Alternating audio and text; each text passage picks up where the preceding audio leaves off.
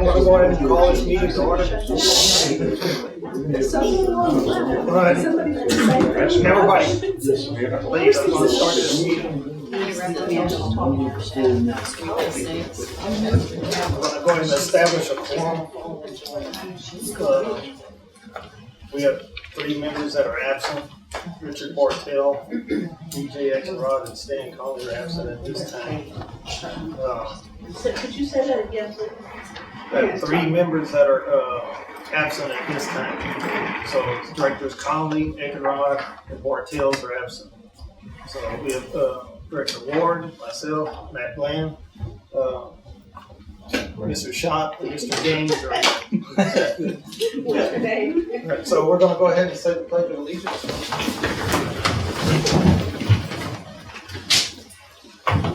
I pledge allegiance to the flag of the United States of America and to the republic for which it stands, one nation, under God, indivisible, with liberty and justice for all. Blake, would you lead us in prayer? Heavenly Father, we come before you, Lord, this evening to do your will, Lord. Lord, we ask that you just guide us in the right decisions to make, Lord, and decisions that will benefit this community and for the betterment of this community. Lord, we thank you for all that you do, and we thank you for the rain that we've received, and we ask that if it is in your will that you bless us with some much more needed rain. Lord, we thank you for all that you do. In your name I pray. Amen. Amen.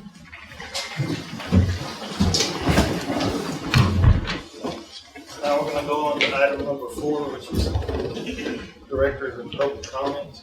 Public comments, I'm going to restrict them to 3 minutes.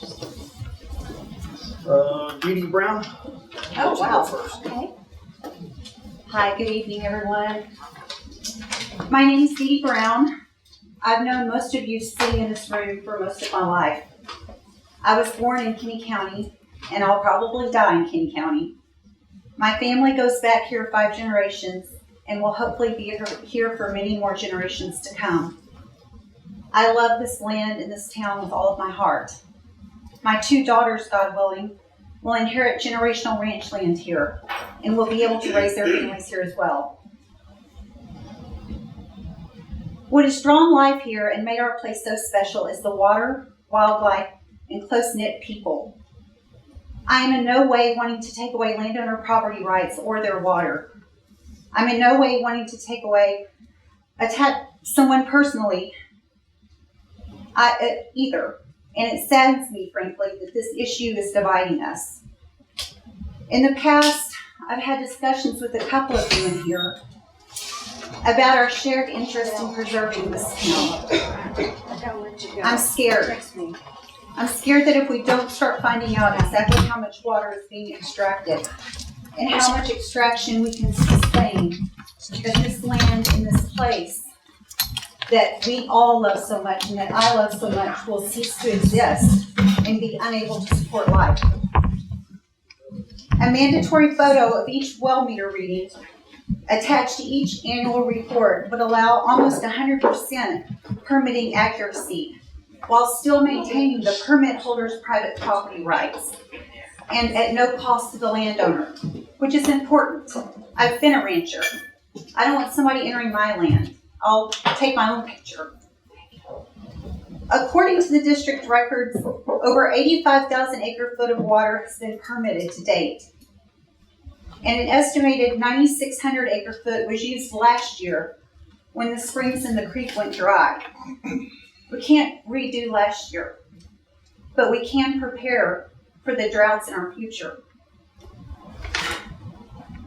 Mother Nature is telling us something, and I think we need to listen. Everyone deserves water. Thank you. Yes, ma'am. Thank you. Thank you. David Palmer. Hey, thanks for the opportunity to talk to the board. You guys have done this before, Dave Palmer. Yeah. Just to piggyback on what Ms. Dee Dee said, and on behalf of the Los Moras Springs Conservation Association, and this is my personal belief too, and I think it's the belief of the majority of the citizens of this county that elected to have a groundwater conservation district, that accurate reports are critical to what your charter is. We have to have accurate reports from permit holders. So if they don't pump any, we need to hear that they don't pump any. If they pump over what they pump, we need to hear that too. That's bad news. But accurate reports are not optional. They need to be mandatory. So I know we have rules that are supposed to ensure that, but I also know ever since I got involved with this, the creek's dry, I better figure out what's going on. And we're still working on that. That's a complex operation. We got a lot of people, paid and that are doing that pro bono. So we're trying to. So that's the whole goal is, like Ms. Dee Dee said, share the water and keep everybody happy. So to do that, I would propose that the board take concrete action to improve, the permits or the permit reporting, the amounts. So one way to do that is being suggested is to add that picture requirement, which I think was a great idea. So if you guys could, do what it takes to implement that, that might be a good thing. I know it's going to be part of the app anyway. It's not like a huge ask, and it seems to be a simple thing. So, and then the other part of that would be to ensure that those reports are turned in and we can use the information on those. There are provisions to enforce that with, monetary, whatever punishments. If you don't do it, you got to pay this fine. Those should be used. If you didn't have to pay a fine for speeding, everybody would be speeding. Here's your speeding ticket, do it tomorrow. Who cares? But if there's some accountability, we got to do that. So please enforce the requirement to turn it in on time. Throw a picture in there, why not? And find people if they don't do it right. It's not complicated. So that's what I would ask to help everybody do their job. Help the scientists do their job, help the board do their job, help get, the mission accomplished. Thank you. Yes, sir. Thank you. John Burton.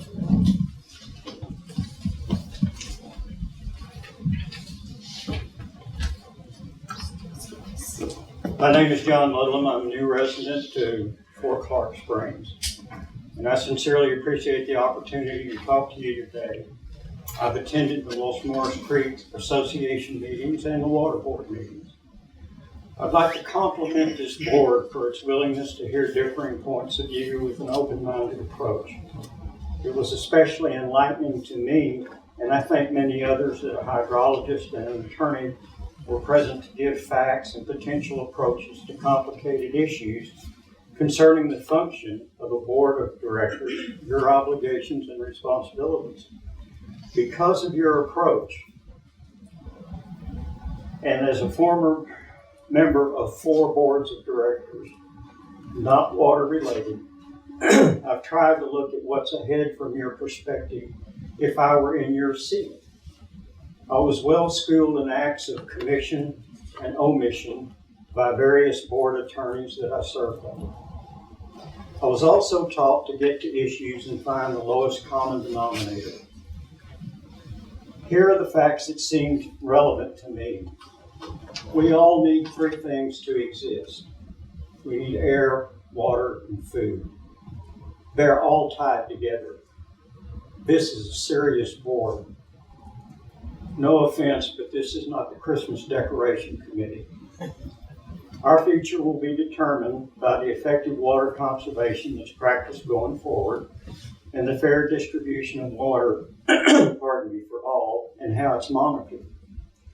My 4-part question should not be used as accusatory or critical, rather just fact-finding and how improvements can be made to share a fair distribution of water for all interests. Yes, we need water to drink, and we need water for crops. We need water for riparian rights to ensure we have trees and foliage, that we have wildlife, we have all the things that make this beautiful community what it is. I believe the answer can hopefully be found in the answer to a 4-part question as we look to the future. What is the penalty for late or no reporting of annual water usage? How many people have been fined and how much for failure to report usage and proof of usage for the past 5 years?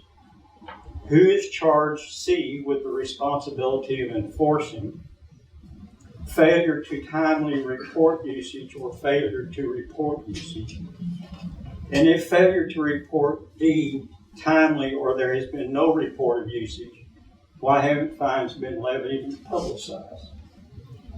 Please let me restate, I ask these questions not from an accusatory or critical standpoint, rather viewed by me if I was a board member, which I will never be, and following my responsibilities as a board member if I were one of you. I do not expect an answer today, as there is, I suspect, fact-finding to be done. To be fair, that will require some time. It would be appreciated if you would have a response at the next board meeting and hopefully begin to have a standardized procedures for reporting and monitoring water usage, which will allow the board to move on to other pressing matters. I've taken the liberty of printing out what I've said for your digesting and consideration. And I thank you for allowing me to sit in your seat for just a short time. My prayers and best thoughts for your consideration are sincerely given. And thank you. Thank you, sir. Last item, Kate.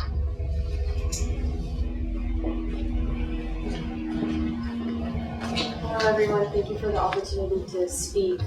I just have some survey results of a survey that went out, I believe, a couple weeks ago, and there are only 2 questions on it, and I'll just present it quickly, and then I'll leave a copy for the record so the district can have it. But a couple people spoke earlier about the photos accompanying the December meter reading for the annual reports of 2023. And so the first question on this survey was, do you agree with the following? That the Water Board vote in its December 2023 meeting to require photographs of well meter values that must be delivered by the end of each month starting this December. It is inappropriate after 2 years of no drought restrictions and no creek flow that we continue to not have accurate well metering information. There are 144 permitted wells, to the best of my knowledge. We need 144 meter photos by the end of this December, or however many meters there are registered with the district, in order to have accurate pumping information for December 2023. And to that long-winded question, there were 95 responses to the survey for this question. 84 people voted in favor of this request. 11 people voted no for this request. So the breakdown there is 88.42% for and 11.8% against. And then the second question is, do you agree with the following? That the Water Board submit a schedule to the public outlining when it will take action to protect the spring from overpumping. We have permitted over 85,000 acre feet in the county, which is over 4 times the average spring flow of 17,000 acre feet. And 95% of the permitted wells in this county are either in Zone 1, which has high connectivity to the spring, or Zone 2, which has moderate connectivity to the spring. And our own board expert has said that if what has been permitted is pumped, we will no longer have a spring. He has also stated the springs would have flowed last year had pumping been reduced, hypothetically. I want to emphasize that I know that those were model results and that the specific parameters of curtailments of drought response needs to be really looked at carefully, and this is only a starting point. But we know pumping is connected to the springs, and we need a schedule for action now. The below dates are what we would like to see included in the schedule. December 13th, make decisions on who will be on the Rules Committee, which I believe is on the agenda today. December 31st, deadline for submitting photos of current meter readings or annual reports. February 14th, vote on implementing an automated pump monitoring program. And March 13th, vote on implementing rules to protect the spring from overpumping.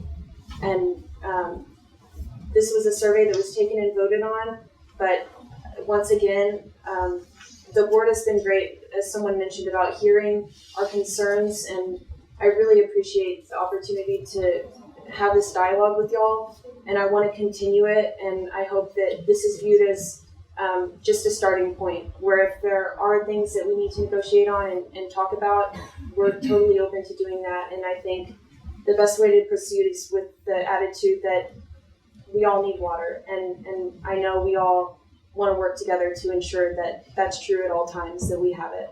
So I'll leave one copy here, and thank you for I had a question. hearing me out. Yes. You wanted a monthly picture of the meter? Because the person before you wanted a yearly.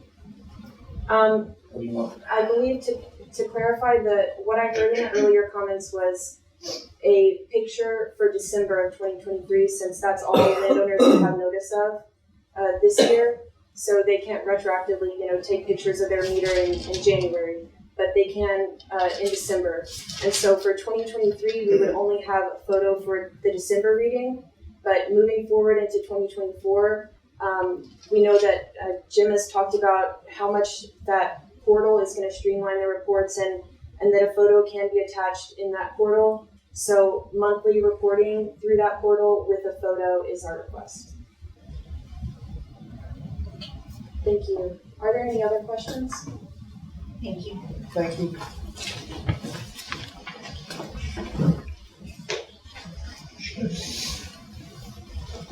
Okay, so I'm gonna move on to the next item on the agenda. Is there any, director comments? No, anything? All right, let's move on to the next item, number 5. Discussion and possible action on approval of minutes on the regular meeting of October 11th, 2023.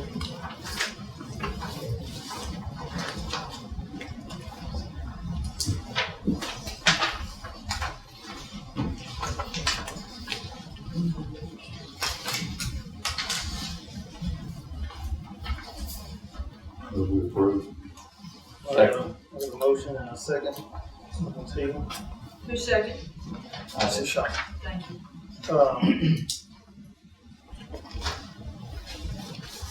Any further discussion on the item? This time, let's go ahead and take a vote on it. Aye. All those in favor?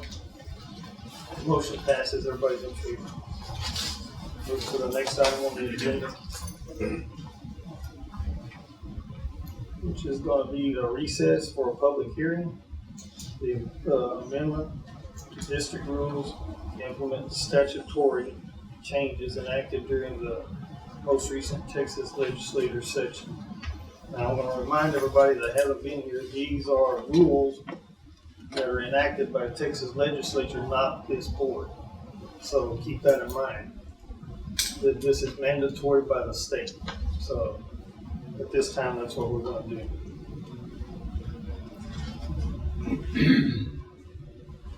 I think we had a copy of this for all the directors last month, I believe, in the packet. And we also have it on the website. Okay, item number A is going to be open the public meeting for testimony. Does anybody in the public have anything to say? Or anyone make any comments? Okay, at this time, I want to move to item number B, which is comments from the public. Again, this is the last time, so anybody got anything they want to comment about? All right, so I'm going to close. We're going to go to item number C, which is close the public meeting. And now we're going to reconvene into regular session. Move to item number 6, discussion and possible action to amend the district rules to implement changes enacted during the most recent Texas legislative session. It's now 6:19 p.m. To reiterate what we talked about last month, am I right in saying that everything on here, Greg, our lawyer, came up with, and this is his recommendation? Yes. As it, I make a motion we amend the rules as per our attorney's suggestion.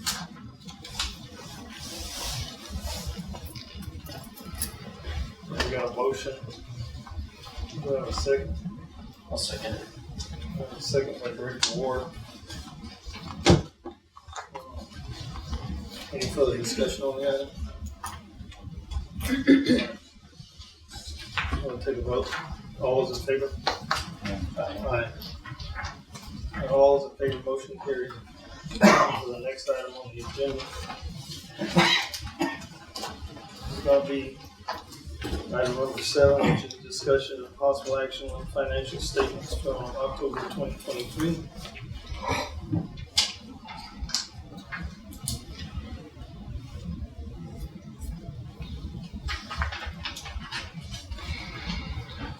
I guess I'm going to go ahead and go through this since Director Bartels isn't here. So, total income is $486,203.19. Total expenses was $29,463.67. And net profit loss, $456,739.52. Ad valorem taxes receivable, $449,195.85. Expenses payable, $1,845.42. The net was $447,350.43. Accounts receivable, $19,293.01. The general fund, $31,518.19. The money market, $110,525.08. Petty cash, $379.04. The well log deposit, $3,150. Textpool, $762,089.61. And FCD, which is the CD, $126,788.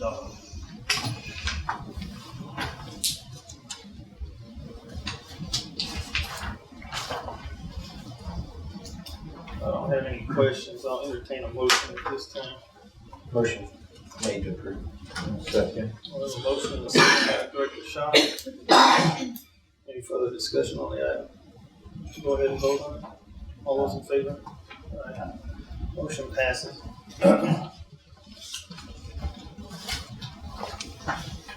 We'll move to discussion possible action invoices received and invoices paid for October 2023.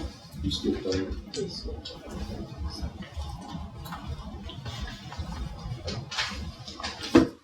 Okay, I skipped that one. I skipped that. Actually, it's the review of monthly investor officers report.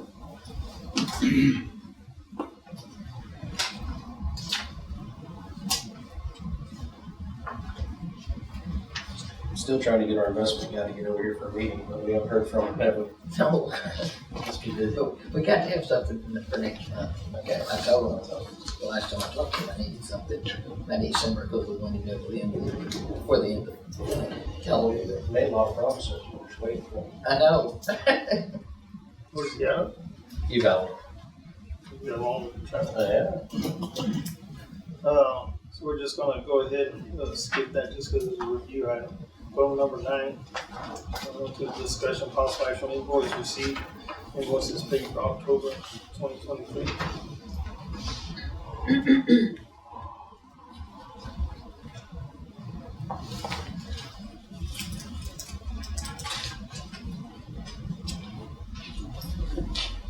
Yeah, point out something then.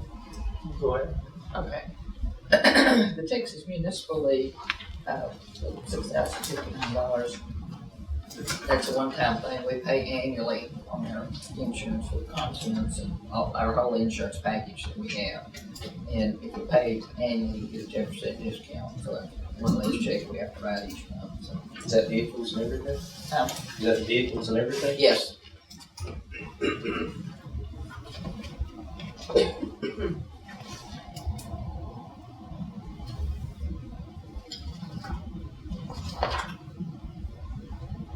If I don't have any other discussion on this, I'll ask for a motion.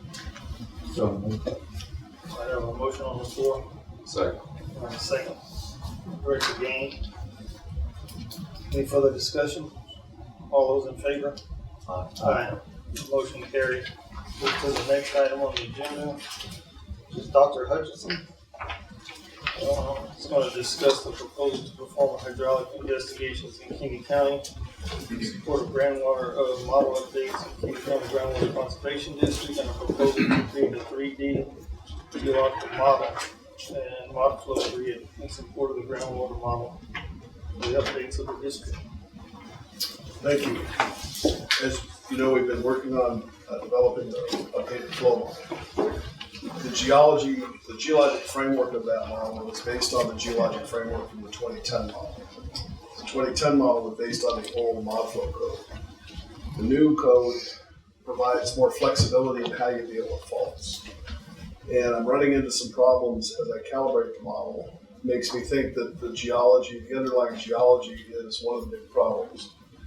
So I've asked for a couple of proposals from colleagues to basically update the geologic framework of the model with more updated information, but also mainly to take advantage of the updated code, which would make the model more flexible and more accurate. Given the fact that where we are in the process, it seems like a good time to pause model development to make sure it's done correctly, because our main focus will be on the joint planning process, which has the cycle of 25 and 26 to get that completed. So the work that I've proposed here will get us to the point, they'll work through the winter and the early spring, and then I can get back on calibrating the model, basically pick up where I left off, and then get everything done in plenty of time to deal with the joint planning process. What do you think of timeline? The timeline that the LRE portion of it would start in January and would end in April or May, and then Michelle Sutherland would pick it up from there and update and implement that in the model grid. And she thought she'd have hers done a lot quicker, maybe a month. So I'd be able to get back started on it in May.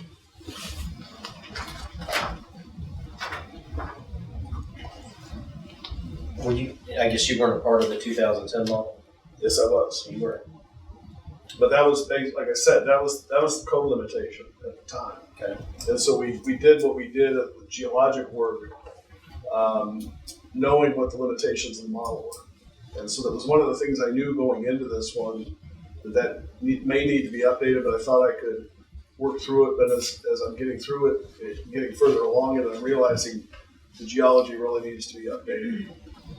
And this update comes from where? I mean, from whom? The base data are a lot of geophysical logs, oil and gas logs. And basically what we're trying to do is pick the top and the bottoms of each of the aquifers, each of the geologic layers. And the main thing is the faulting. The faulting is not really something that you could build into the old models. Everything had to be these nice continuous layers. Now we can have offsets that actually represent the system better. And that's where I'm running into problems, and it's critical up in the Pinto Valley. So this is essentially new information that's available that you want to integrate into your model. That's a very good way of putting it. Yes. He didn't tell me to say. That's pretty good. Is any of the stuff that y'all are supposed to do with this going to have any impact on the rules that we're going to be discussing?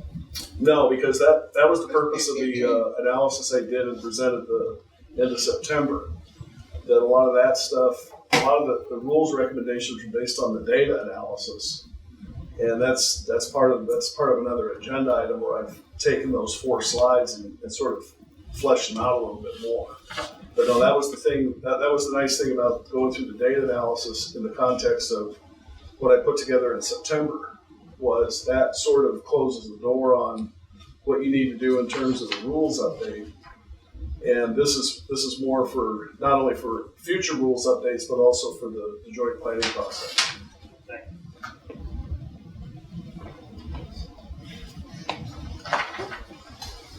you. Any other questions?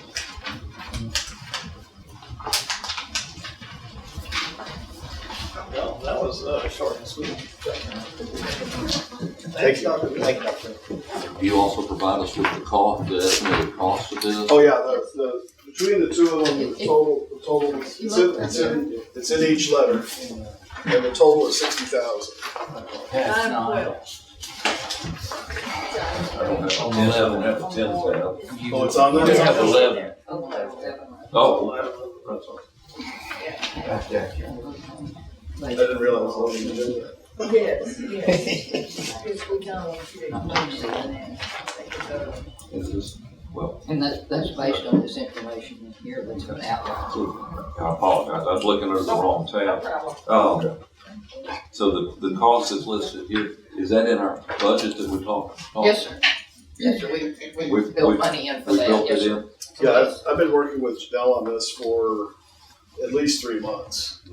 You know, talking about that at some point It we're was going to built into the current budget. right. We knew this was going to have to be updated at some point, and so it just became obvious that we needed to do it sooner rather than later. And you're talking about starting in May, and when do you think you'll have some kind of defined down for us? No, I should have everything done by the end of the fiscal year, which would be the end of September next year.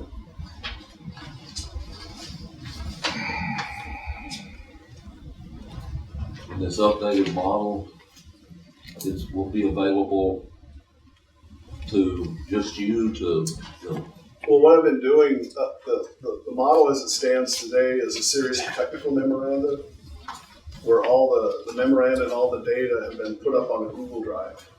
And so, and that's actually, there's a link to that on the district's website. So anybody can see where I am in the development of the model, where it is today. And that practice will continue. I'll just essentially update those tech memos as we get this additional data, and then as I continue and finish the work. So yeah, it's completely available, including all the source data and everything I use through the website. through the Google Drive. Yeah. You're the salesman and the doctor. I'm sorry. You're the salesman and the doctor here. I hate to I put you don't on know the about phone. that. Is this going to take us in the right direction? Yeah, this kind of explain that to me. ultimately what this does. In layman's terms. Yeah, ultimately what this does is for the joint planning process, we can use this model to help develop and do whatever updates we want on the DFC. Once the DFC is completed, then we need to submit all this to the Water Development Board. So they use this model to develop the MAG, or the Model Available Groundwater. So it is an important component of it, and it's one of the key things that we've talked about in terms of why we needed this update, was to get the Model Available Groundwater and the DFC back in coordination with each other to deal with whether it's the actual same spring flow kind of DFC or something equivalent to that. That's the discussion we'll have in late 24 and early 25. Do you see the end in sight? I'm seeing it. So can I ask something? Will this help pinpoint which areas or which zones correlate the most to Lossmore spring flow? And will it change the zone 1, zone 2, zone 3? Sorry. What we've done up to this point is develop the zones based on correlation between the groundwater elevations and spring flow. So it's strictly correlation, no correlation and causation are two different things. It suggests that they're connected, but right now all we can say definitively is they are correlated. The groundwater model gives us that next step. And so it's always been anticipated that once we have that completed, those zones boundaries may change based on the results. Fault zone? Pardon? So the fault zone is going to determine that, maybe No, change it not- up a bit or not? No, not the fault. The faults can act as barriers or conduits to flow, right? And so what we want to do is make sure that we have the geology correct in the model, so that when we run it and get an understanding of what areas contribute to the spring more, that would be zone 1, zone 2, zone 3, those concepts. We always recognize when we put those initial zones together that they would likely change once the work was completed. The zones we have right now are preliminary, and based on new data, they will change. And 10 years from now, when things happen, they'll probably change again, because we'll get more and more information. I have a question, and it's, you mentioned that the first iteration of the zones was designed off the monitor well. program and the well levels, will that still be factored into the joint planning process, and is it factored into the model? Yes, one of the steps in modeling is calibration. And in calibration, what you're trying to do is see if the model water levels are the same as what's been measured. And so your attempt in calibration is to minimize those differences between the model estimates and the actual data. So it's very much the data that Jim has been collecting over the last decade are crucial. And it's one of the reasons the model could not be done right away in 13 when I got started. We made an attempt in 18, but the data weren't quite long enough. Now we're doing this, now I'm still running into problems, and now I'm back to, okay, we need to update the geology. So it very much, the data are very much integrated into that. Would it be wise to have DSCs for each zone too, so if they're not, That's, if we're in a zone that when our wells are flowing and the spring's dry and we're higher and all that data gets figured in, then would you use a different DFC for that zone? hypothetically, that's possible. There's upsides and downsides to that. Just because there's a DFC, or just because a DFC would be just for the whole county, doesn't mean that the board wouldn't manage differently within each zone. Right. So those are the kinds of discussions we can have once the work's done. It would be something that would certainly be an interesting concept, but administration-wise, there are some downsides. So I think part of the thing is to provide some degree of flexibility and recognize the uncertainty of certain things. So that's something that we can definitely go through and discuss in late 24, early 25 as the DFC is beginning, sort of taking shape. Yeah, thanks. Thanks for including the laws. Yeah. Dr. Hutchinson, can you just reiterate when you started working on this equation? Like, when did you start on Kinney County's, when did you start trying to put all this together? Well, when I was the director of the Groundwater Resources Division and Water Development Board in 2009 is when I first started working on Kinney County issues. 2009. Thank you.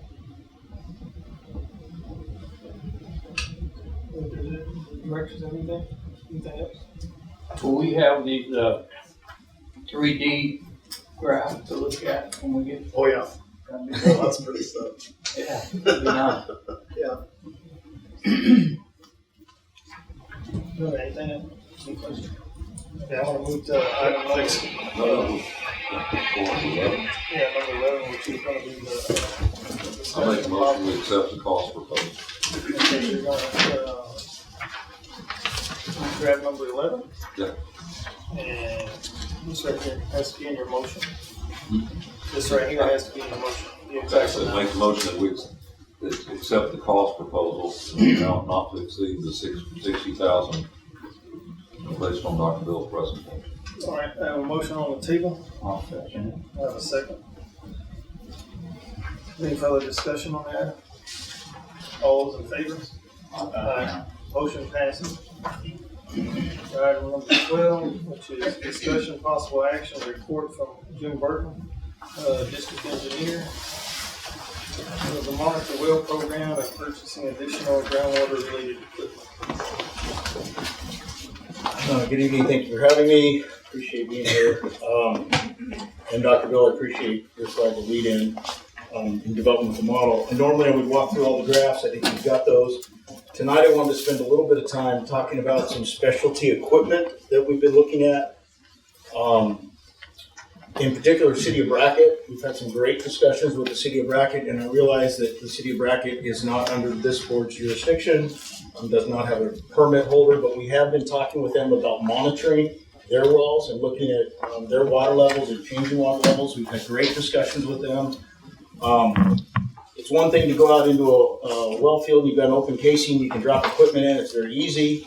It's another thing to go into a production well that an agricultural landowner is using and install equipment. It's another thing to go into a city municipality and put some equipment in and how you're going to report on that. We've ordered some equipment. We've had great discussions. We're waiting for that. We've had some things actually designed specifically for them. This goes back to about a year or so in these discussions. I am very optimistic and hopeful that we're within the next couple months, we're going to have something in both the city yard well, city well number 1, and city well number 2. And anyway, I'm just here to report that I think we've had great progress on that. The other item, I'm meeting with Mud in the morning. Again, we're talking to Randy in the municipal water district, or the municipal utility district with them. Again, it's a utility district. Things are a little difficult sometimes to get instruments in there, to get it reporting reliably, but we are having those discussions as well. I think Ms. Brown, both Ms. Brown pointed out we've had problems in the past with pumping reports and things. This board has done a tremendous amount of work over the last couple of years to try to get that streamlined. As you can imagine, app developments take a little longer. You've got photos in there, you've got monthly reporting. There's a lot of streamlined process that is. The app has been completed. It is not completely uploaded into. I've learned so much from my app team about the number of different actually cloud server things that actually need to all work instantaneously on this. But we are working on that. We'll be done by the end of the year. We'll roll that out, look at that.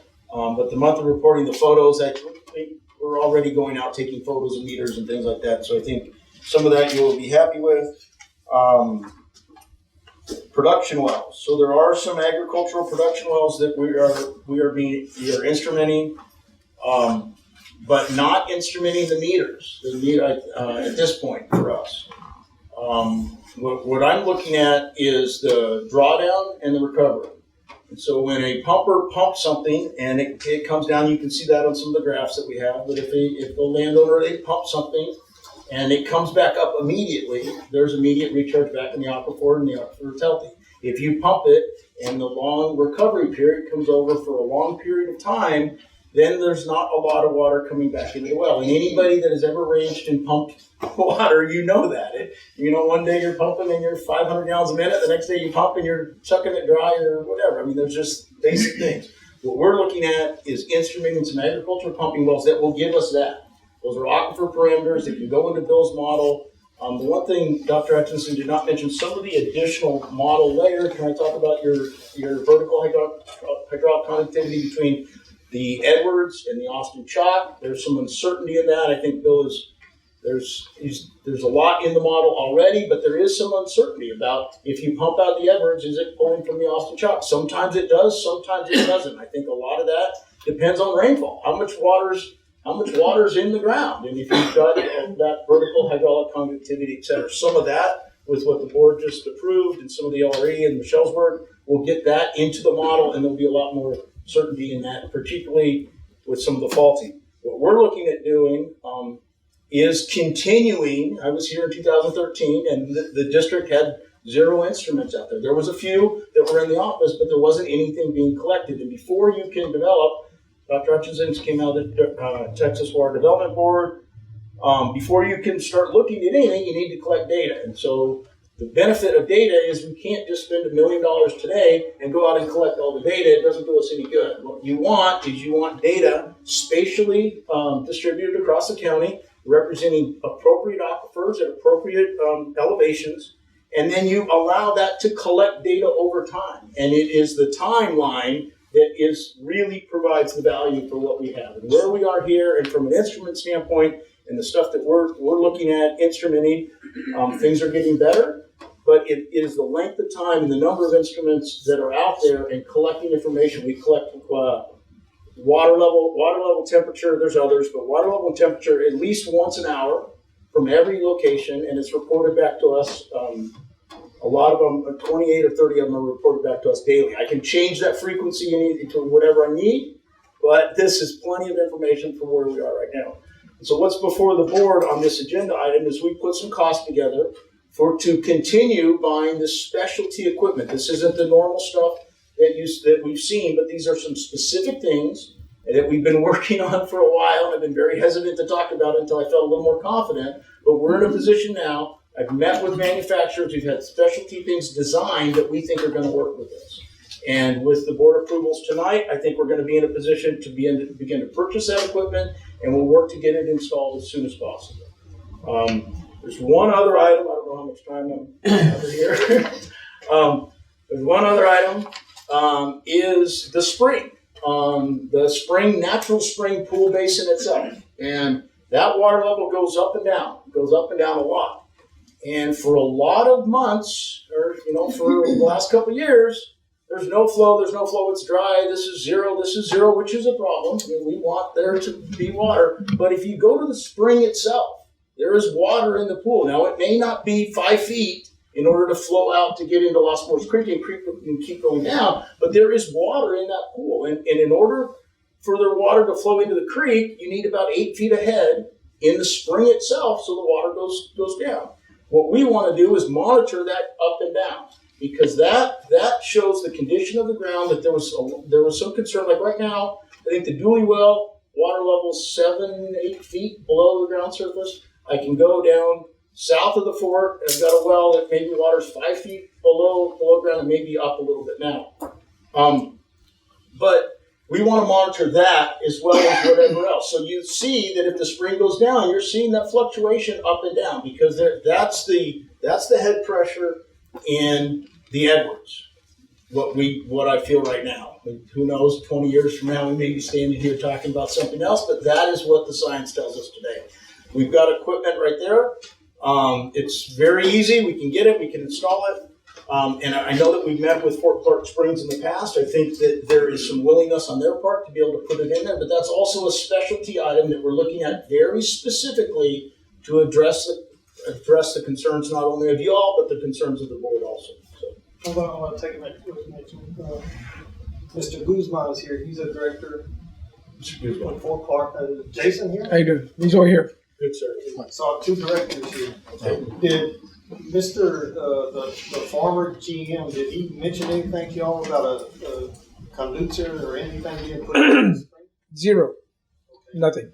So it was like a week after he was here, he came directly to me asking for one specific thing, which led to this conversation.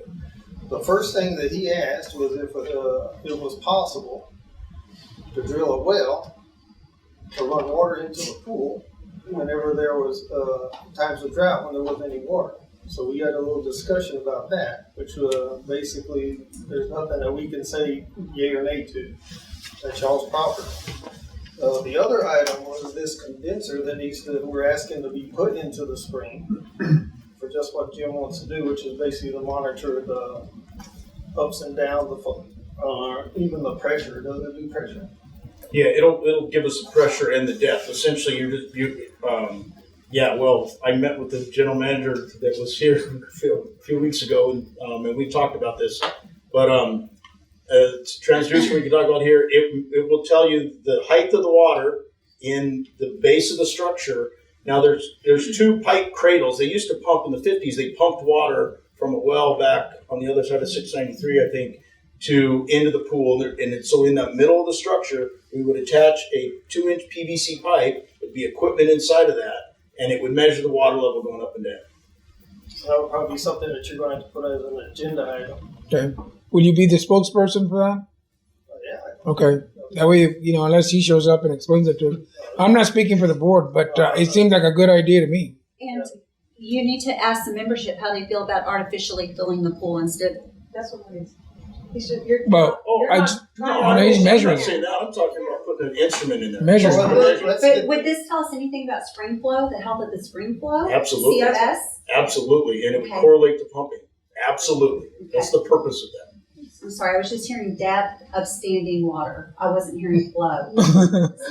Just to clarify, Fan, what you said about the Fort can drill our own well and you don't have anything to do with that, and we can pump the creek full. We don't have anything to do with that. Mud's got their own. All right, cool. As far as we know, that I don't think y'all can do that because of the mud. Because Randy had it's in the law. It's in the Texas Water Development Board code that you cannot drill a well over there. Mud's not exempt, right? No, mud. We have a permit with mud. Yeah. So that's neither here nor there. The pool in the spring, that's Fort Clark property, and Fort Clark needs to make a decision on what they're going to do. That has nothing to do with us. So when he bring that to us, I can talk to you all day long about whatever, but that's meaningless. If the purpose is to improve the science, Absolutely. Yes, that's sir. the whole point of all Yes, this. I mean, that's the big picture. Yes, sir. Okay. Well then, So, we'll I don't mind putting it on the agenda. if you could do that, so we can get some clarity on actually which way y'all want to go with that. Okay. The discussions about the pool is totally irrelevant. Yes, it's just a measurement tool. It's just a measurement tool. Measuring. And just for Ms. Brown's point, the amount of flow depends on the amount of pressure that's providing water. And so if you measure the pressure, you measure the depth, there is a correlation with flow that's going down the creek. It's limited. You're not going to get water going 30 feet in the air because the pool at some point it's going to flow over. But there is a component, particularly at lower values, that will be very helpful in understanding the correlations to if you're removing pressure on one side and you're monitoring it here, this is the purpose. I just want to make sure everybody clarifies it, so when it comes up to the board, this is what we're talking about. It's a conducer, not drilling a well. So A conducer is just an instrument to put it in the water. And it's sitting right there. I don't know if you know, Mr. Goodman. Yeah, it looks like a snake. Yeah. I can show you the whole setup if you'd like tonight. Okay, that's fine. Is that cost of the probe included in this? Yes, sir. Yeah, and the cost that's in that is the equipment. There are some other equipment things that we need to look at also going forward, but this is what's before the board tonight, and this is what we've been talking about, what we've been working on. It's just taken a little while to get the manufacturers to come to an agreement on what we're going to do. Some of these instruments are this big, and they're sub 3/8 of an inch, and they're highly reliable and designed for this purpose. So we're looking at the board's looking at I have one in mind. I want to make sure that everybody knows what we're talking. So the total amount that we're talking about is $31,000. Yes, sir. So just to be clear on how much money we're fixing to spend on the motion passed. But this will be dependent on the board approving, right? So I'm sorry. You know what, Director Ward, I apologize for the question. So the probe and instrument and equipment for the fort is right there. Everything you need besides 4 stainless steel hose clamps is sitting on that desk right there. And we already bought it. We have it. It's ready to go. This will be for regular wells. That's going to be for the city stuff that I talked about, and then some very specific agricultural pumping stuff that we want to get. We want to get instrumented, and again, looking at those water levels. The benefit of this equipment is if this board decided, or if a landowner is already metering their system, this system that we're looking at, that we've worked with, is agnostic to any sensor. So if there's an existing meter on there, we can tap into that and also get flow rates, or you can get how much flow is coming out. So not only are you getting flow rate, which is one thing, the up and down of the aquifer is extremely important for us right now. And so the app and the meter readings and the monthly stuff, we're already going to get flow. But the water level going up and down, if you've got the flow, you want to know how what your drawdown is. Anybody that's ranched or pumped water, you want to know what your drawdown is. If you're pumping 3,000 gallons a minute and you're not moving, you're not getting any drawdown, well, that's one thing. If you're pumping 30 gallons a minute, you're going down 200 feet, that's another thing. And so, long-winded answer to your question, but the dollars that are presented here are the specialty equipment for specific purposes for the agricultural stuff in the city. The city's 2 wells. What is the ballpark value on that setup right there for the spring? Maybe $2,000.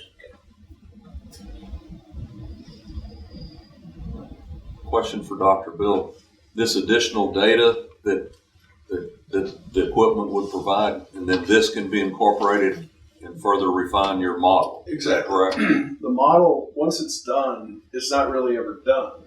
Oh, no, I know. As It's a time goes constant. on, Yeah. We'll continue to. But this will collect data. continue to refine. Right. This instrument here related to the spring will be very important for the DFC discussion because 0 is 0. But if we get the zero flow is zero flow. But if we get this in there, that zero could be, the pressure could be anywhere in this range. Right. And that's what this instrument will pick up.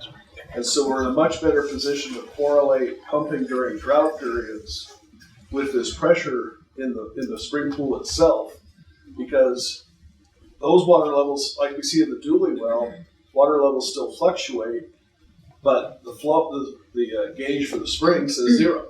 Can't do much with that. So this will actually help us get a much better handle on the relationship between aquifer pressures at the spring itself, tied in with Dooley and all the other wells, and that's part of the discussion we'll have on the DFC on how we express that. So it's very important.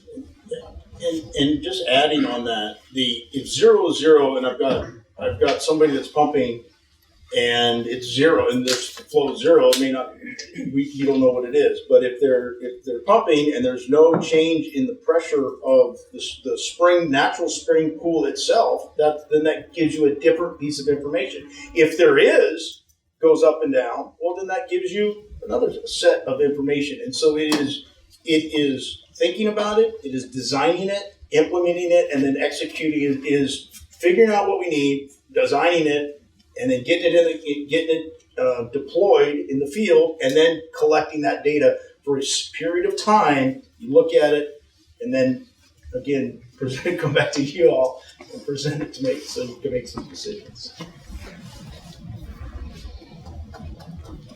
I do have a question. It's since both of y'all are here, I want to take the opportunity to ask, and it is related to the Monitor Well program. But one of the rule recommendations, I believe that was in Mr. Hutchison's presentation, was once I know the district's considering hiring new field tech, and the recommendation was that the field tech do audits of wells depending on their priority, which would be the high priority wells would be the zone 1, and then Not necessarily. or as it was written in the, Yeah, I'm trying to visualize the PowerPoint The slide. PowerPoint slide talked about high, medium, and low priority, which may or may not be the same as zone 1, 2, and 3. Yes. Because a permitted well in zone 1 that has a permit limit of 10 acre feet, I don't think is a priority. So I think the idea was to, my intent on that was to simply give the new field tech sort of a framework. Said, identify, maybe there's a particular permit holder that has chronic problems getting reports in. They would be a high priority. Someone who has had a few overpumping years, they'd be a high priority. So I wouldn't necessarily tie it to the spring. I would tie it to maybe some other criteria and let that field tech sort of ride herd and make sure that the reports come in correctly, timely, and accurately. That is different than what was presented at the September meeting, but I appreciate you elaborating on that, because on the slide I can almost visualize it. It was tied to spring flow in that example and recommendation, and my intention asking was just to ask if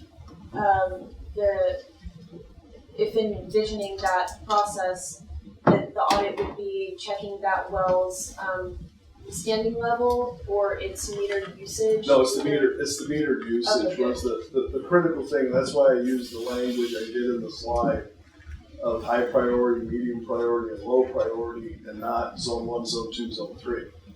So there's some crossover, but it's not mutually inclusive. We're going to wind up with some wells that may be high priority in zone 3 just because, well, no, they're not in zone 3. In zone 2 because there have been chronic problems in getting reports. You saw I had a few of them where there had been some over pumping over the limit. I would think those would be a high priority to make sure that we're clear on what's going on there. As well as those. Clearly, as a default, zone 1 would be the high priority, but not necessarily. Thank you. I would just add too, I mean, you have 47 permits, 140 something wells, that probably a large percentage, 30%, 40 of them, Carlos, But that don't even pump at all. Zero. They're or don't have the ability to pump. There's nothing in there, or they have water right. There's permitted rights in a well that they don't have access to right now, or something. And so, a field tech, this isn't just some arduous thing. This is a very doable task for an individual to go and check every meter. There's not, and some wells are not going to have meters because they don't have anything on them, right? And so there's wells that don't pump, and so there's a lot of discussion about people not turning pumps that were zeros, and we need to get those, yes, but this is not an insurmountable task to have a field tech go out and check meters. And we've got larger counties in Texas that have one guy, and they've got 4 times as meters here, and that's all they do. Now, it's a full-time job, and he probably needs to hire somebody else, but this isn't insurmountable. Can volunteers do that, or do you need a license?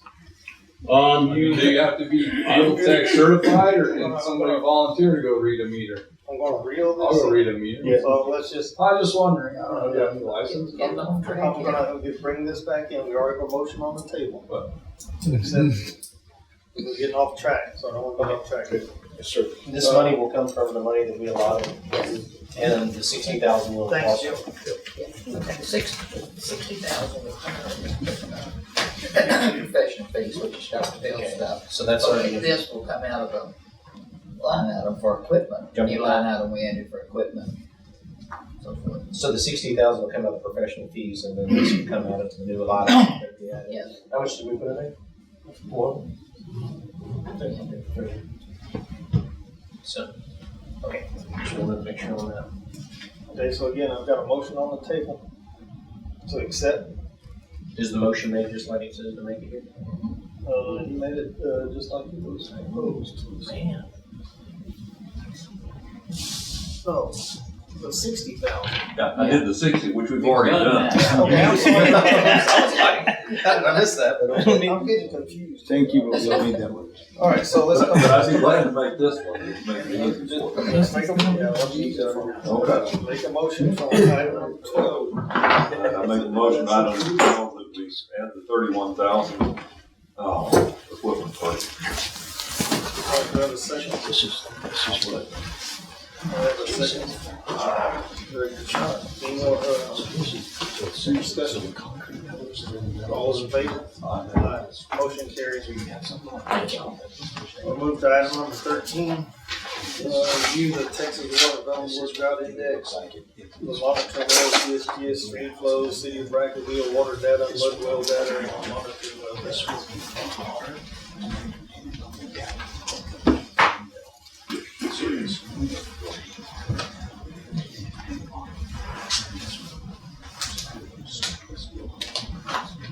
Can y'all say out loud what the drought meter's telling y'all or whatever you're looking at? There you go. Thank you. Just pass it around. Y'all can't say out loud like what the. All that is just, you can get it online whenever you just go A on. number of different kinds, there's several different places. Yeah, I've looked. I'm just saying, whenever y'all pass it around, we don't know what y'all are discussing. And like when the spring was dry, the creeks were dry, we didn't know what the monitor wells were reading. Like we don't know. But this That's just a is just a drought monitor. This has nothing to do with. But that was also included in what you said, right? That y'all were going to be looking at was also the monitor wells. this is a monitor well. This is just like a. I know what a drought index is. I know, but they also said that. You're talking about everything that's in that package that I have. Yes. So that's, all of that's open record. You can get it whenever you want it. If anybody here wants to get a copy from us, you can get a copy from us. There's nothing special or nothing we're hiding or anything. No, I don't. I'm not accusing y'all of hiding. I'm just trying to be informed. Maybe a good idea would be to have it on the screen at future meetings or on the website before, the day before the meeting when the agenda is. I really posted, want to learn, it's- honestly. So print it out. It's frankly too boring for that. I think everyone would disagree. If anybody wants to. I'm starting to dig this stuff so much. It's not boring. But maybe for the future. So once we get our field tech, they're gonna do a lot more IT stuff. It won't just be in the field work, they're gonna be doing IT stuff. So that's what we're trying to get to, if we can just get there. That's the whole Right, thing. so I have further explanation, sort of like a graphic. And we So- will have, there will be more stuff coming out on our website. Okay, thank y'all. No problem. I'm sorry, I didn't mean to be accusatory. I just really honestly want to know about the monitor wells and stuff. If anybody wants any information, just come into the office and ask for it. We'll be more than happy to oblige y'all with it. Yeah, y'all can look through that right there. And it tells you all about the monitor well And the and levels. what the water does. Oh, it's graphed out there. It's no secret, you know. It's Not there. accusing of a secret, I'm just Well, that's what wanting it to sounded know if like that was to me. available. You know, it's available. As I've said Now I over and know. over, Now I know. questions and All right, anybody has all to come in the office. Sit down. You can sit down and Come look in at and look. anything we've got. Well, I don't have time to do that, but if it's on the website, that would be great. But certainly, anybody can come in the office and ask to look at But it will be on the website. It already, the historic data that I'm using for the model is already incorporated into a tech memo with all the historic data, water level data, and that's available on the Google Drive. Okay. It seems like the original question was to hopefully have it during the meeting so that everyone can be looking at the same thing. I think that's what And I was. think that would be the ultimate goal of what we're gonna do. But when the field Yes, tech and like comes. Blake said, y'all are working on it. I'm gonna go ahead and move to the next item. Item number 14, which is discussion of alleged over permitting and drought management plans. it. Carry over from last month. It's the game. Dr. Hutchinson, would you? Yes, sir. Come up here. Can you show a little bit of light on that? Sure. First of all, I don't use the term over permit. What I talked about in September was the disconnect between the total permit, the total amount of the permits, which is actually about 63,000, and the DFC, and the historic fund, the actual historic fund. As we heard, in 2022, total pumping was on the order of 9,000 or 10,000 acre feet. Permit totals, the permit limit for everybody is about 63,000. Now, the DFC is for historic average spring flow. Well, if everybody pumped to their permit limit, there's no way you'd meet the DFC. So there's a disconnect between the permit limit and the DFC. That's not necessarily being over permitted, that just means that they do not correspond with each other because historically pumping has been nowhere near the permit limit. And so I talked about that extensively in September. So one of the things we're trying to do with the DFCs and the MAGs is to make sure the MAG is reflective of the actual DFC, the average spring flow. In 2010, when the DFC was first adopted, there was in statute a requirement that districts permit up to the MAG limit. Well, in this district, the permits were issued in 2003. The first DFC was in 2010. So this board, as a policy matter, tried to set the MAG at a higher level to match up with the permit limit. We know that was wrong, and that was one of the first things in 2013 when I was hired that we talked about, and that's where all the data collection efforts have really been driven around that exact problem. That's where the model comes in. So as long as folks are pumping is basically what they've pumped for the last 20 years or so, the DFC can be met. If people started to pump more than that, that would be a problem. And so we're addressing that bit by bit, data by data, in order to take care of that problem. So if you want to call it over permitting, well, over what? If it's due to the DFC, yeah, pumping to the permit level would be inconsistent with the DFC, but this board is obligated to manage to the DFC, not to the MAG or to the permit limits.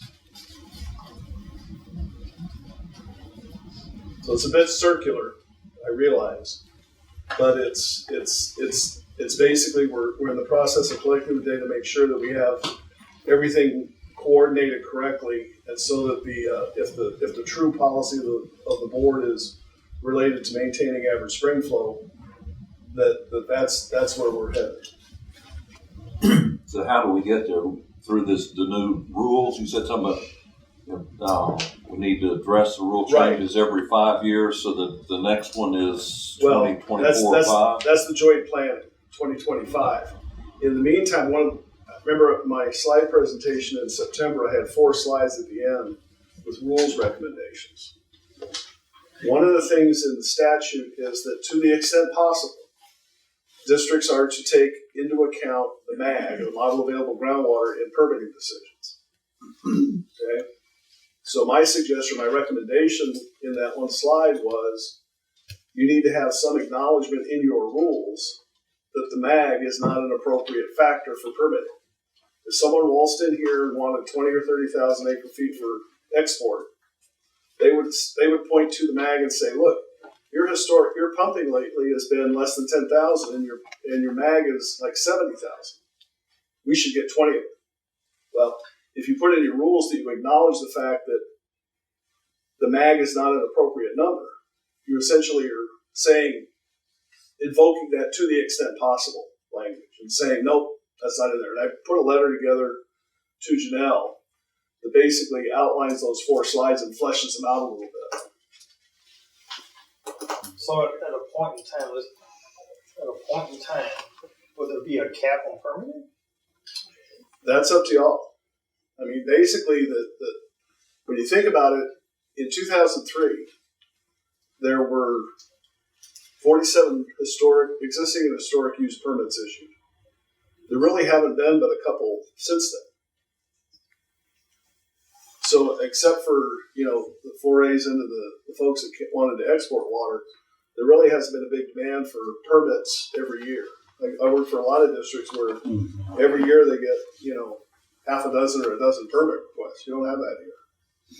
So there just has not been historically a demand, to constantly doing permit reviews.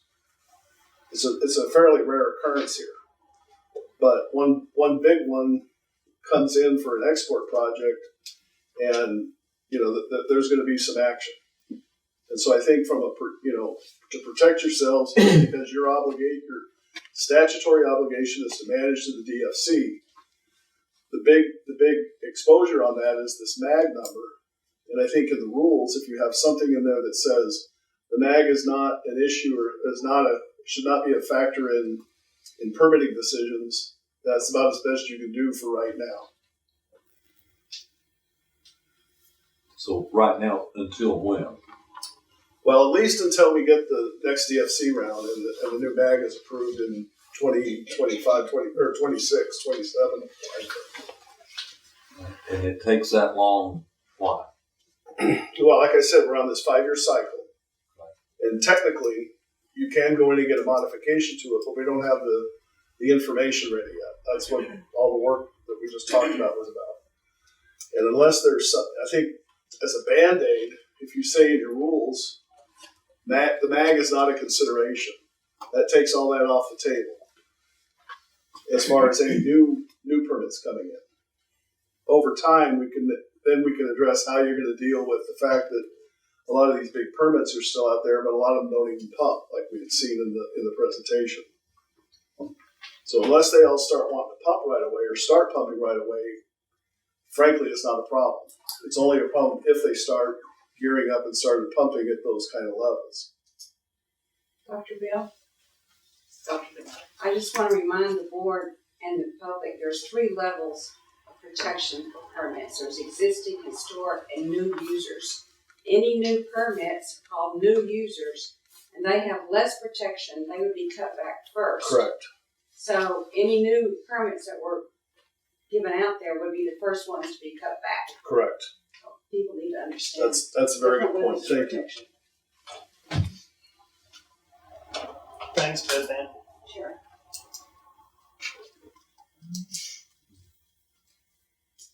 Any other questions?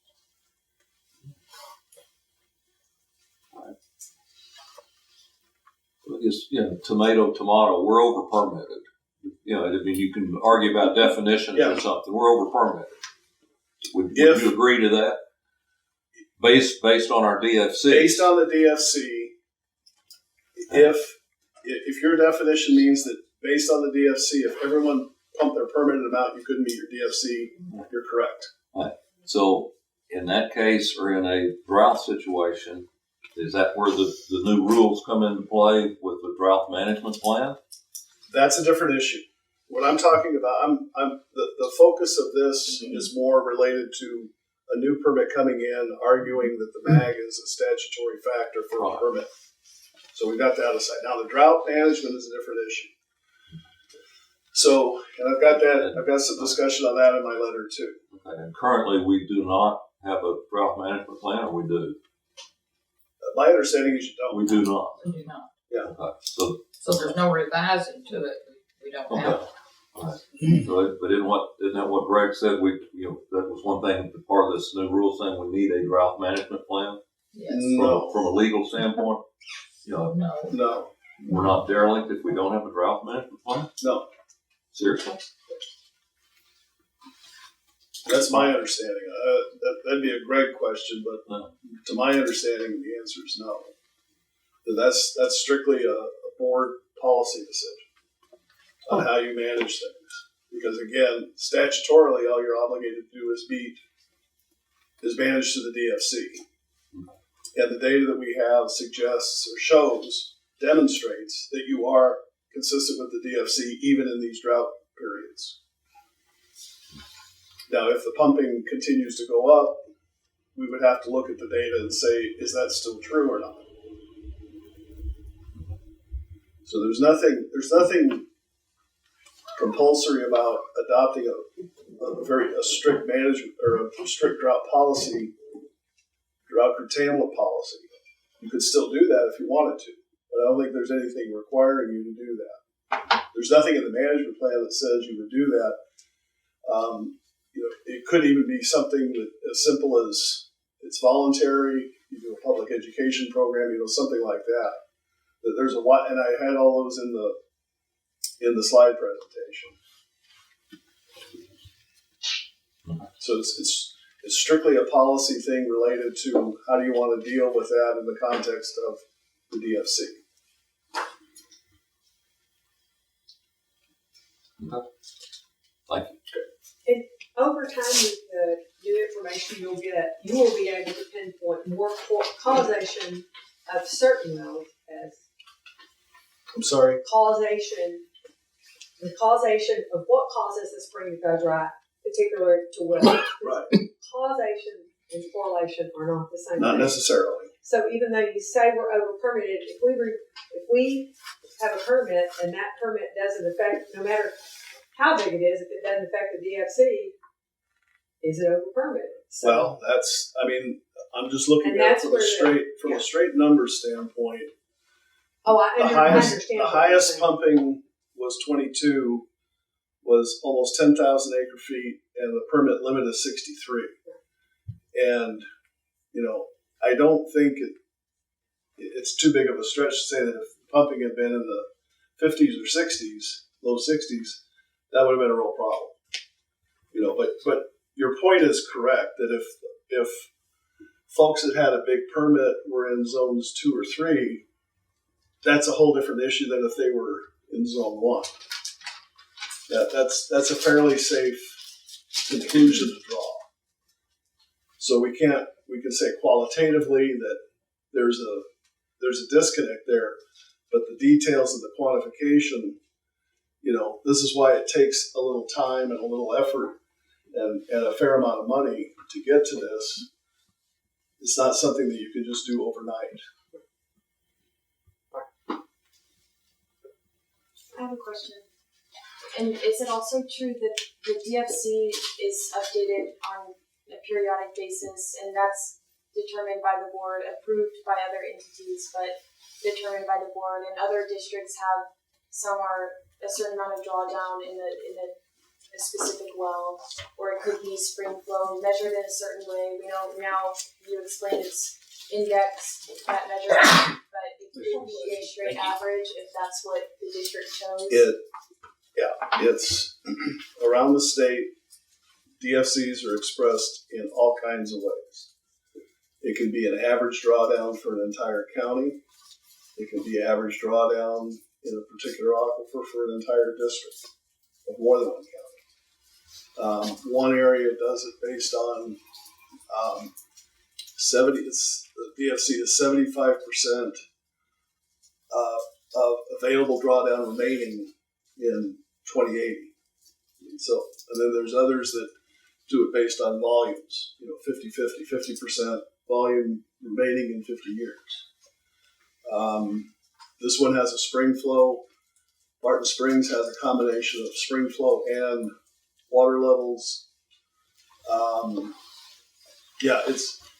It's basically designed to let the local district do what it needs to do on a local basis to reflect whatever's going on there. Mm-hmm.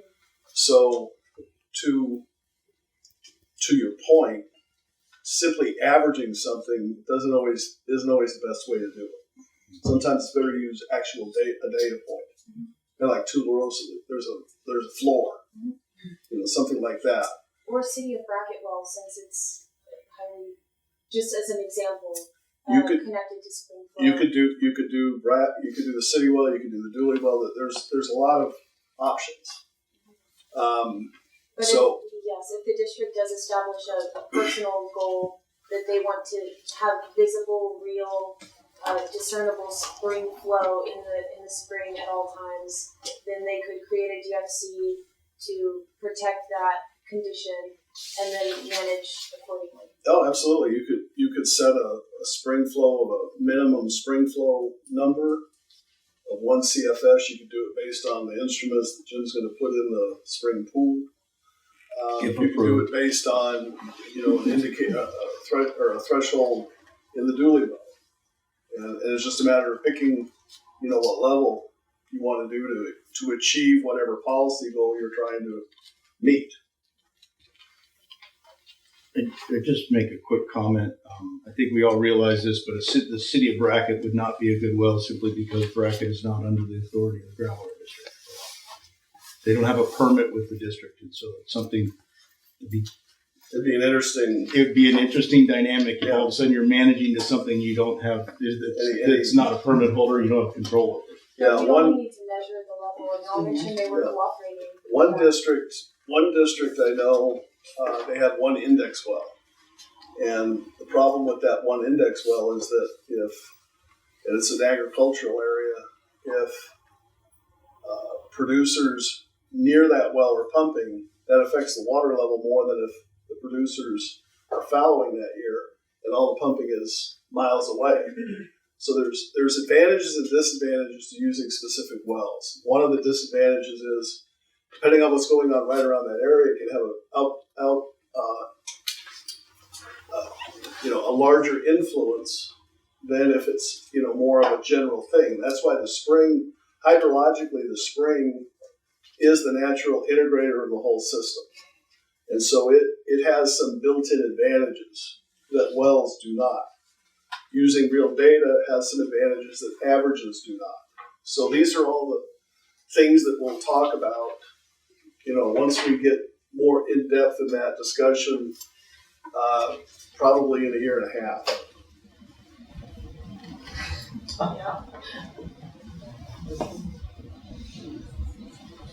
Anybody else have a question? Thank you, Dr.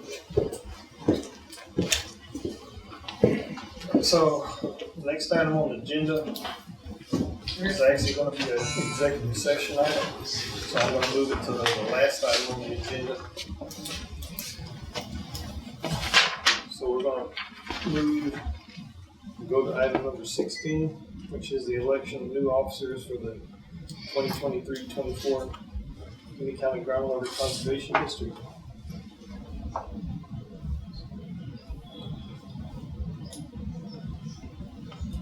Do I have anybody saying about nominations or anything? What are you going to do? Somebody say something. I nominate Matt Blank for president.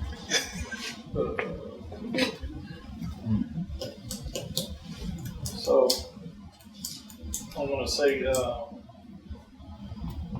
one of the members here is in pretty bad health, and I don't think that she can't do a lot of her obligations, even though she wants to. So, I'm gonna say to that, I will take that if nobody else wants it. Because I understand the position that we're in. So, I'll accept the nomination of president if y'all so move that to happen. Richard's number two, he has more experience than the rest of them.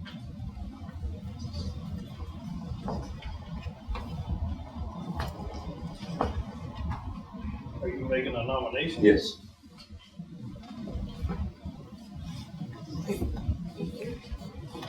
Mr. Bartell. The vice president, he said he would not take vice president. He said he would Then take. he should have been here. All in favor? That's the first rule. If you're not there, you get away. He said he would be happy to continue on as secretary treasurer. If y'all don't have any objections, I'm gonna make a motion to put Blake vice president. You wanna take it? That was quick. Don't let me speak. You don't. So you want Richard as secretary treasurer? Did he, you want to see as the,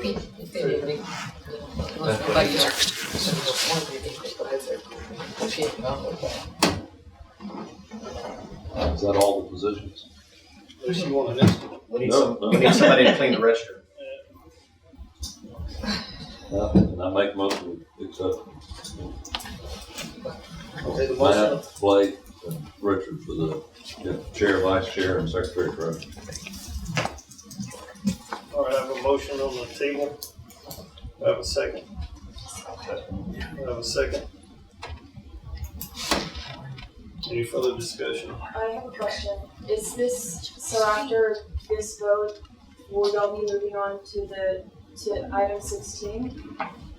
So, Because I was under the understanding, and I think everyone who attended the September regular meeting was under the impression that BJ had appointed 3 board members to this committee, and they were delegated. this isn't nothing. No, this is the board itself, This is the officers of the the board. officers of the board. So we have- We're on 16. We're in the re-elect officers. He You skipped, skipped 15. he skipped 15.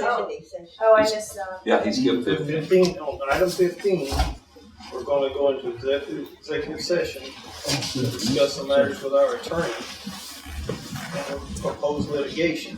And when we come out of that, then we'll move forward with that. But we're gonna talk to our attorney before we go any further with the deal with item number 15.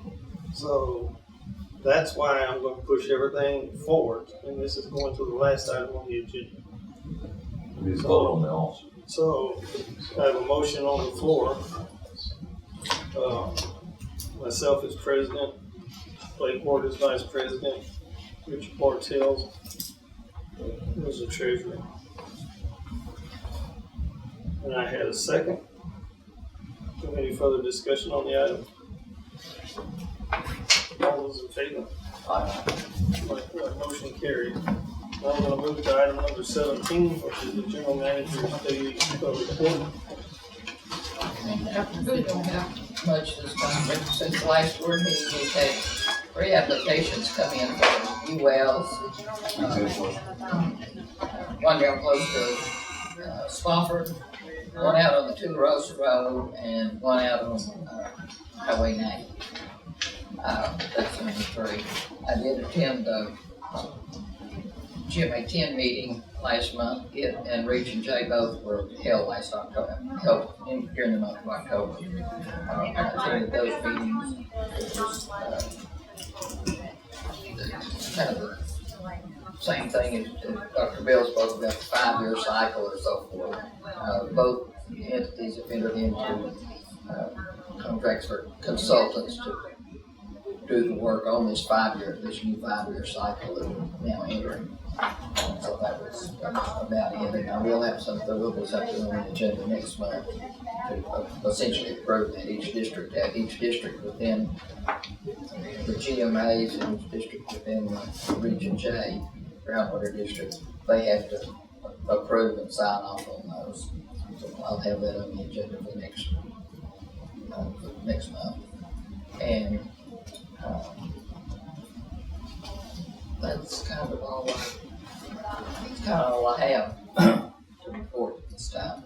I have had two that have expressed interest in the field tech position, and possibly three. You got 3 resumes, 2, maybe 3 resumes. Yes.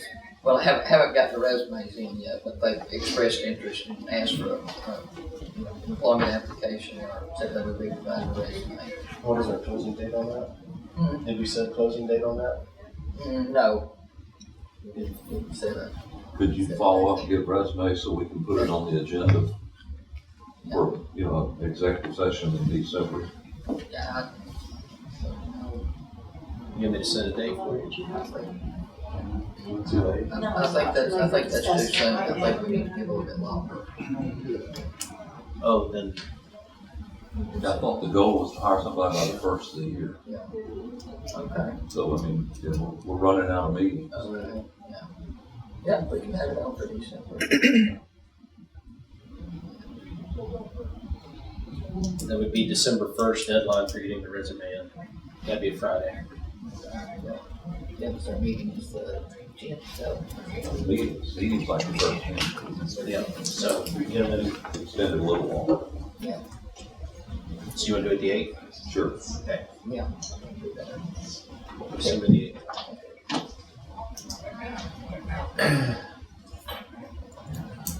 Anything else, any questions? If we're not happy, we can extend it and ask for more resumes, but the goal was to have somebody by the first year.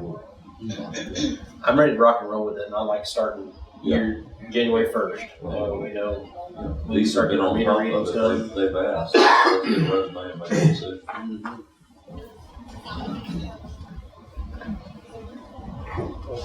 That's it. Okay, so now we're gonna go to item number 15, which is gonna be an executive session. I need all the recording devices, everything needs to go. So, it's now 8:33 p.m. We're coming back into open session. The item on the agenda was item number 15.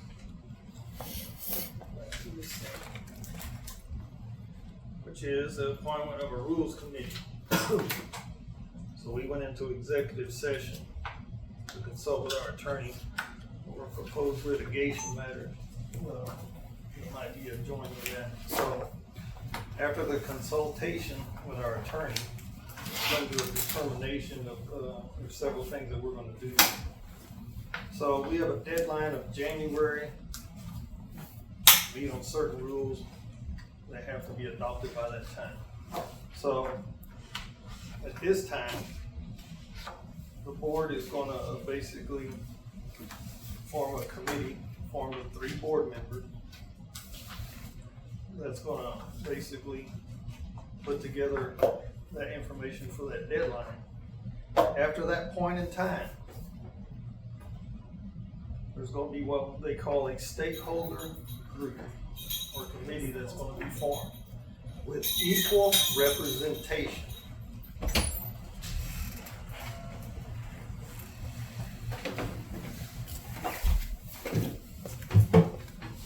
going to say this again, with equal representation. This isn't going to be a one-sided deal. So that's what's going to happen. We will appoint people from the community, the city, the Fort, Moras group. Everybody's going to be in that, and it will be, like I said, everybody's going to have a chance to work together to try to come to a decision over that, what needs to be done. So we're going to try to meet our deadline, and then we're going to put everybody together, and then y'all are going to try to hash out whatever you can dealing with the rules. So that's the way it's going to work.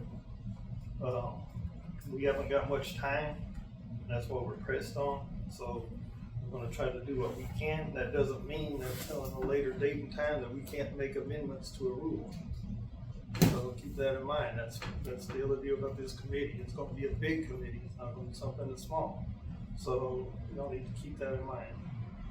I wanna make sure that everybody is under the, understanding that it's gonna be equal representation. Not a one-sided deal. So let's all keep that in mind. I'm gonna entertain a motion from, one of the board members, about this rules committee that we're gonna do right now. A motion. Who's gonna be on it? Matt Bland, Charlie Gaines, Blake Ward. Okay, so that'll form the rules committee that needs to meet that deadline of the January 1st. So,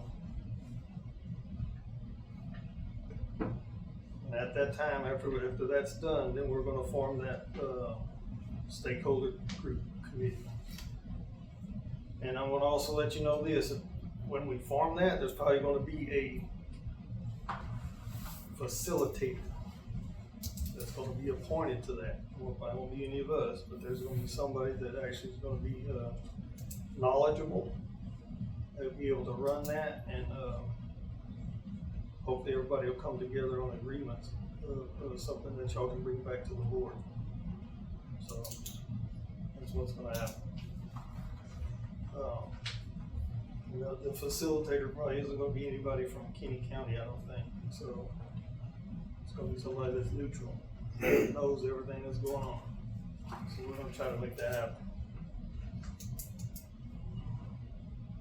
I have a motion and a second. Second.